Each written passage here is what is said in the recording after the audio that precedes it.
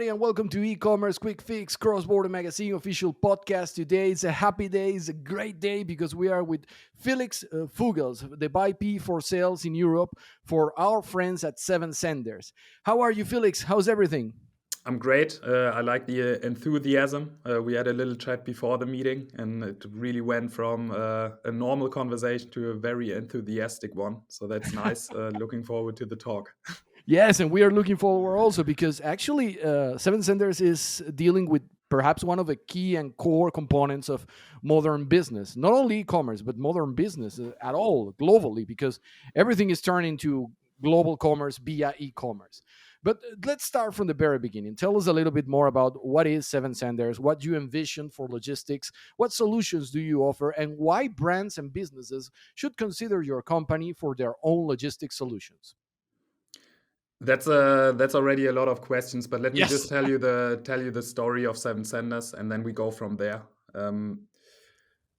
So Seven Senders founded in Berlin.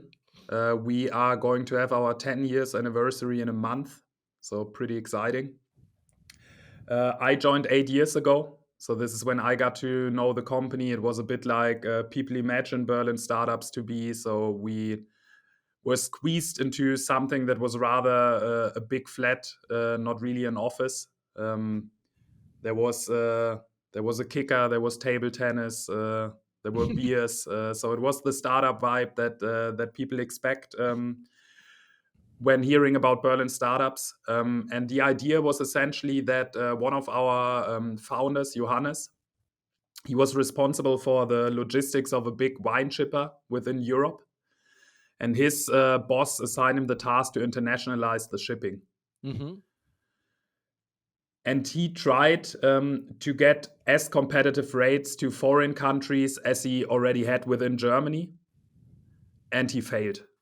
Oh. So the issue was that it's surprisingly easy to ship a carton of wine from the Munich area where the warehouse was all the way to Hamburg. Cheap, fast, delivered next day, no problem. DHL, Hermes, all the local carriers in Germany can easily cover that distance at good time and cost. But try to achieve the same shipping from Munich to Austria. Obviously, geographically, a lot closer, but in terms of shipping parcels, a lot more complex. Even when it's the same European Union, no, because that's kind of the whole point of the European Union that these things should be easier. That's true, but the parcel shipping networks they were kind of brought up completely separately from each other. So as soon as you cross a border, you also have to enter a different network for parcel delivery, and that's what Johannes, that co-founder of Seven Senders, also did not accept to understand that he has to pay twice as much to get Hmm. the wine bottle to Vienna compared to Hamburg. So then he said, let's found a company that makes international shipping a lot easier by connecting the completely separate parcel networks in the different countries to each other in one platform. And that's the idea of Seven Senders. So we all of our customers strategically sell internationally. So they want to make profit and revenue outside of their home turf. And if they invest a lot into marketing to have Austrian, Italian, French consumers buy their products, they also want to have a nice logistics. And our ambition at Seven Senders is always that their logistics is as good compared to the local competition that ships from warehouses in the target countries. And that's what we do for numerous shops 8 years later. So I could name a lot of big e-commerce brands that people well know, that trust us with their cross-border logistics. Hmm. Can you give me like two examples? Sure. So ASOS is one of Hmm. our customers. There's Essex is one of our Hmm. customers. So there's a lot of examples. We're still like, I'm not sure how familiar you are with German online shops being based in Madrid.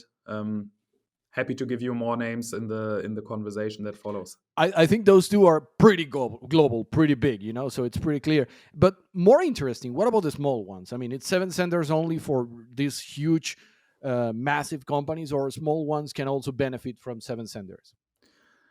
It's the last. So we also target small online shops. Thomas, our other founder, always says we are kind of democratizing. Not sure if that's the right English word. The Yeah, cross-border logistics. democratizing. Yeah, it is the right one. That's Maybe it. it's not It's the a right tough time one. to say it, but it's the right That's word. true. That's true. But yeah, we try to make very grown up, fast, efficient cross-border logistics available also to smaller shippers. Do, So do as you feel soon like it's a challenge for small ones right now? Is that thing a challenge? Logistics, like pan European logistics? I think it is also if you want to use the power of marketplaces like Amazon, Zalando to sell internationally, it comes with requirements. So they want you to deliver fast. They want you to deliver with the carrier that they choose. Hmm. And for smaller shippers, if you only have 40 parcels a day going to Italy, it's almost impossible to directly infeed an Italian carrier. So this is where we need to come into place. That was precisely what I told you a few moments ago, that maybe it's not the right time to say democratization of e-commerce when we are living like in the beginning of a tyranny of the marketplaces. It's like marketplaces are pushing so much, and with so many impositions into global trade, like you have to do things this way, this way, this way, this way, that it feels like e-commerce is kind of losing that democratic, that free for all style that had at the very beginning. How is Seven Center helping small brands navigate this? So in the end, there's also aspects to this that are also out of our hands, to be honest. So we of course know that every platform has its own agenda and sometimes also offers local fulfillment options that they want to push to their customers. We just help in a way that we still are fast enough and local enough to give the customers the solution that they need to sell on the platforms. It's really, if you would leave this meeting room and talk to the operations guys, it's their bread and butter business. So they are looking at reports of the platforms every day, making sure that they stay green, so that the platforms are happy with the shop's performances. So that's what we can add to the table. But again, if platforms take it too far, putting too much pressure on the shops, then yeah, it's not like we can tell the big orange friends in Berlin what to do. So Exactly. Yeah, yeah. That's a deal. That's a deal. It is indeed true. We are dealing with these massive monsters that are beyond anybody's control. That is absolutely true. Now, which ones do you feel like, or which ones will you be able to forecast are going to become the most competitive markets, logistics wise, in the 2025, 2026? I mean, the next year or this year? so for us, it's certainly the non-EU countries. Hmm. It's Norway, it's Switzerland, it's Not UK. non-EU, but inside Europe. Correct. So they are not part of the European Union. Yes. So that's also why you can't ship as easily as the bottle of wine from Munich to Vienna. If you want to ship the same bottle of wine to Norway, UK, or Switzerland, you also got to take care of customs clearance. And that are markets that we just see a high demand at the moment. So I just looked it up yesterday. In the past, we saw like 20% more or less of our new sales going to the three countries I mentioned, and now it's more going towards the 50% mark. So it really increases in relevance, especially Norway. So Hmm. in the past, Norway was always considered a bit exotic, mostly because of the geographical location. It's just super far to go there by road. But now also because platforms are pushing, because it's a market with a high purchasing power. Obviously, there is obviously a lot of appetite in making use of it and making Norway the second Switzerland, basically for European online shippers, and that's also something that keeps us busy building the respective solution, making sure we deliver as fast as possible. So if you ask me where to put my bets in 2025, it's those countries. And what about the UK? Is there anything different in the foreseeable horizon? Because with the UK, you never know. Things are constantly changing there. But which one will be like Seven Senders' advice for businesses, logistics wise, for the UK in 2025? To ship to the UK with us. I mean, I'm kind of biased. That's the first advice. You mentioned my job title, so I'm biased here. But also, honestly speaking, that's the when the Brexit happened. Hmm. Um, there were a lot of parties not prepared. So business wise, not talking politics, but business wise, it was good for us because a lot of shippers that had substantial revenue in the UK were afraid that it would go away and were looking for a solution that was compliant with the new customs regulation. So we have built that. It's a stable, easy digital solution. And we see that competitors were not as fast in building it up. So that's just one advantage that we are having, still being a company of only 200 people, still being a bit in the startup mode that I described from 8 years ago in Berlin. I'm very confident that our solution operationally is quite easy to use. And talking to a lot of shippers also in the Benelux, using rather the more traditional services to the UK, that they are not as happy. So that there's still a lot of challenges in the operations. So if someone listens that feels like, okay, that's me, I struggle with these processes, then I'm sure we can help out. Hmm.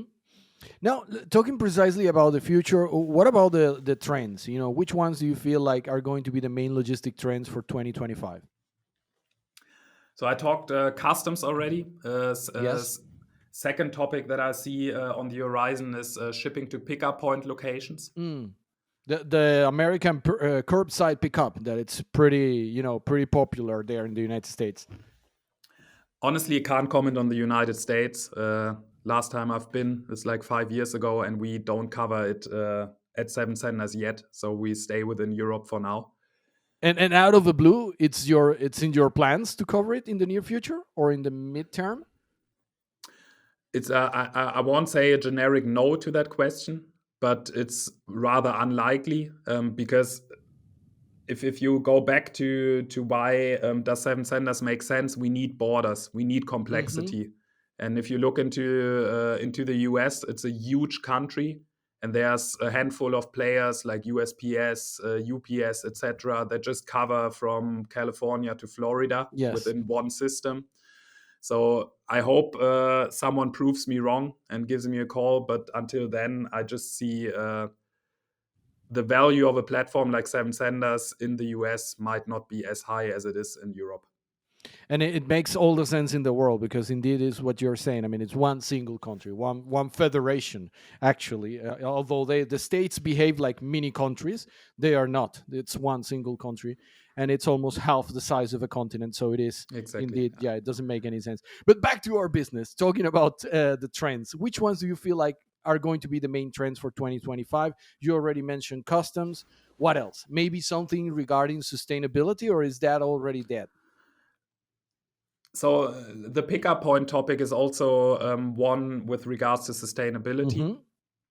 So if you look into where are the CO2 emissions actually caused in the parcel delivery, it's mostly the last mile. So Hmm. the driver in the city of Berlin going to my house, dropping the parcel.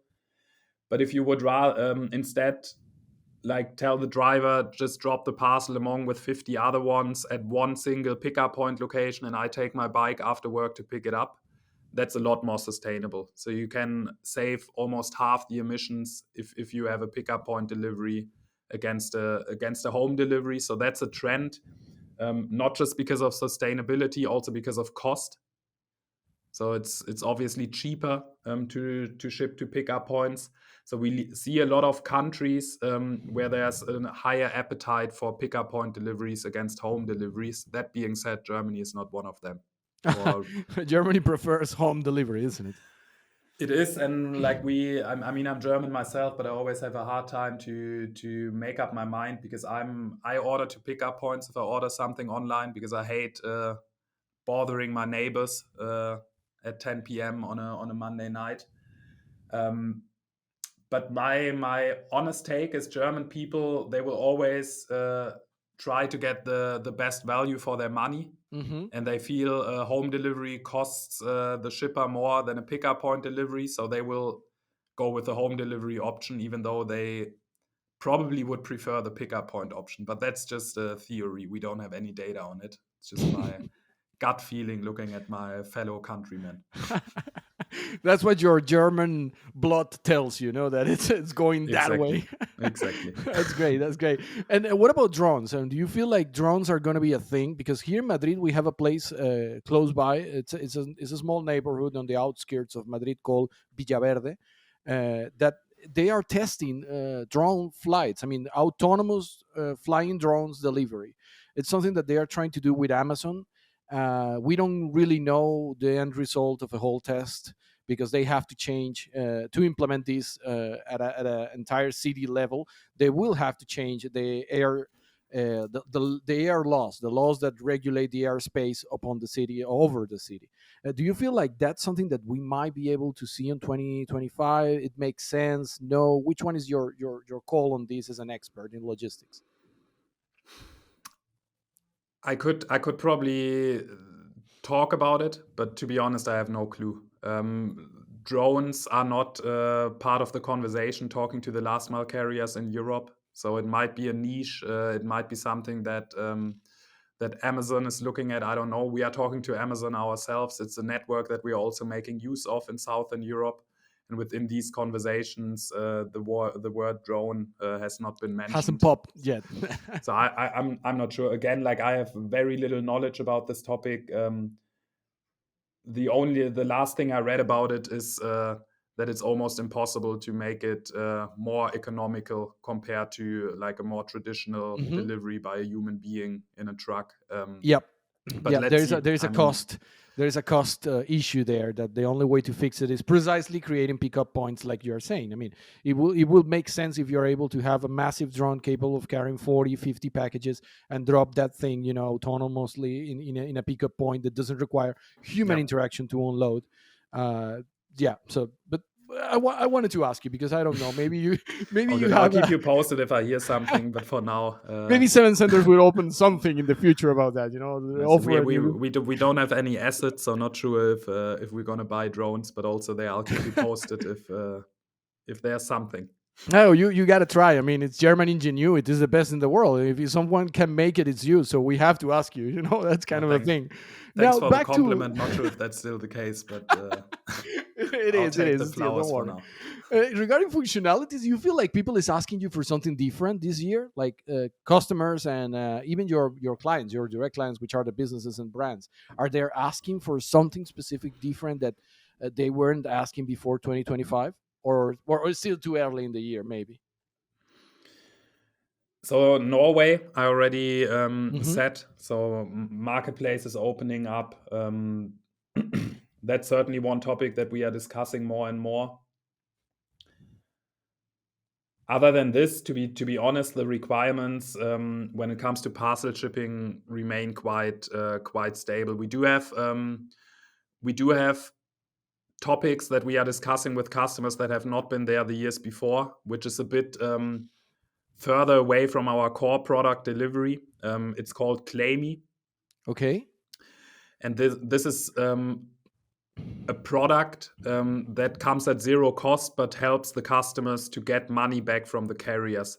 So you'll see companies out there that don't claim if a parcel gets lost or damaged because they are afraid of the cost and the effort that it takes. And we have built an automated solution that we claim for them and take a cut of the refund that the carrier then pays to the shop. So that's a topic that's really hot at the moment. Oh, that's nice. We are onboarding big brands to make that happen for them. So And it's that's happening a lot in Europe. I mean, you get a lot because in Mexico, I know it's a thing.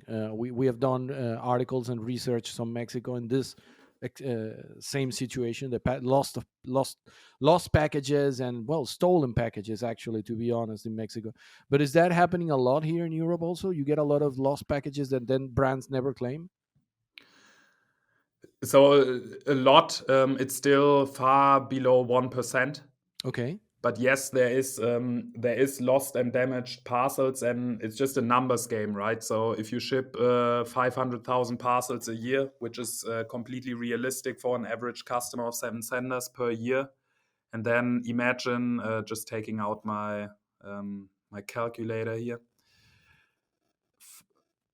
Uh, what did I say? 500,000. Imagine 0.5% gets lost or damaged, then you have 2,500 parcels that are worth claiming. If you then assume an average order value of 70 euros, then this is already almost 200,000 euros that you can get back from the carriers. And we are just talking to customers, realizing they are not making 100% use of it for different reasons. Also, because carriers ask questions back, they might want to see documents, and some of our customers, they might not have an AOV of 70 euros, but sell something that's a lot cheaper. So they will not bother to get their customer service on it. But again, we have a solution that doesn't require as much human interaction. So that's why it's a nice solution to leverage. That's cool. That's great, and that's available to anybody that is already using Seven Senders, isn't it? Correct. And obviously, again, back to my job title, also for the ones that are not working with Seven Senders yet. Great. Now, one question, Felix. What about the future, the near future for Seven Senders? Which one are your main expansion goals for 2025? So expansion is the one product that I already mentioned, Claim Me. Another one is called analytics. So we already discussed how strict platforms are with SLAs, and we have a software that helps customers to really closely track if they keep up with the SLAs. The software is quite smart in a sense that in various aspects it helps to save money. I'll give you an example. Like again, if you ship big numbers, also small percentages end up with a high financial impact. One of them being sometimes consumers forget to pick up parcels in a pickup shop. So Hmm. they were not at home when the DHL tried to deliver the parcel. So it goes to a pickup point in Berlin, and then 2 weeks later, the person realized, I didn't pick it up. It goes back to the sender, and then the sender has to pay for the shipping, for the return, and he might have to ship it out again. Hmm. So that's a lot of money. And our software enables to automatically notify the customer, hey, this shipment is still sitting in the pickup point. Can you please go there and pick it up? Just a tiny example of what our software analytics does. Or it's notifying you, hey, if you are not refunding these 5 return shipments within the next day, you're going to have an issue with the reporting of the marketplace. So a lot of tiny aspects where our software helps shops to do better. And this is next to Claimy, the second strategic initiative that we are pushing this year. On top of that, we are internationalizing into the French market. So for now, our core is German shippers, shippers in the Netherlands, and shippers in Austria. And now we want to actively push France again because we Hmm. see there's a high demand for our solution there that we want to make use of. Those are the three topics. If you have to choose only one market in Europe and say this is the most challenging, this is the most complex market in the entirety of Europe, logistics wise, which one will that be? It is probably Norway Norway.